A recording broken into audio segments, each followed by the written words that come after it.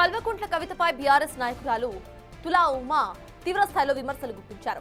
Delhi liquor scam అంశాన్ని ప్రస్తావిస్తూ కవితకు సవాలు విసిరారు. శాసన మండలిలో రాజ్యాంగంపై ప్రమాణం చేసిన కవిత తనపై ఉన్న లిక్కర్ స్కామ్ ఆరోపణల విషయంలో కూడా అంతే నిజాయితీగా ఉన్నారా అని ఉమా ప్రశ్నించారు. ఢిల్లీ లిక్కర్ స్కామ్ లో తన పాత్ర లేదని కవిత తన కొడుకు మీద ప్రమాణం చేయాలని సవాలు చేశారు. అలాగే తను నమ్మే లక్ష్మీ నరసింహస్వామి సాక్షిగా ప్రమాణం చేయగలరా అని సవాల్ చేశారు.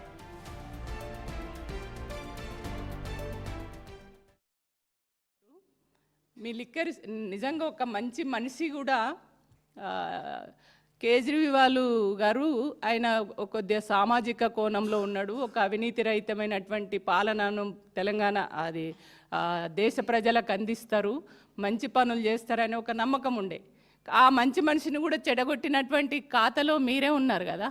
ఆ లిక్కర్ స్కామ్లో ఇరుక్కొని వాళ్ళను మిస్గైడ్ చేసి అవన్నిటికీ ఆయనను ఇవాళ ఒక మంచి నాయకుడిని కన్మరుగు చేసేనటువంటి చరిత్ర మీది కదా. ఇవన్నీ కూడా తెలంగాణ ప్రాంత ప్రజలకు కానీ దేశ ప్రజలకు కానీ అందరికీ తెలుసు మీ గురించి. కాబట్టి నేను ఒక్కటే అడుగుతున్నా, ఇప్పుడు ఢిల్లీ లిక్కర్ స్కామ్లో నీ పాత్ర లేదని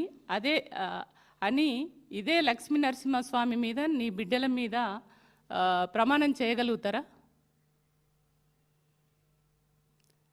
ఇప్పుడు లిక్కర్ స్కాము చేసిరు, మీరు లిక్కర్ స్కామ్ చేయలేదు, ఇవన్నీ తప్పుడు మాటలు తప్పుడు వార్తలని అట్లా ఏమన్నా మీరు ఇట్లాంటి ఆ ప్రమాణాలు ఏవైతే చేసిరో ఇప్పుడు మీరు చేయగలుగుతారా అదే లక్ష్మీ నరసింహస్వామి మీద? కాబట్టి ఇట్లా చెప్పుకుంటూ పోతే చాలా ఉన్నాయి. మేమంతా కూడా మిమ్మల్ని గౌరవిస్తాం, రెస్పెక్ట్ చేస్తాం.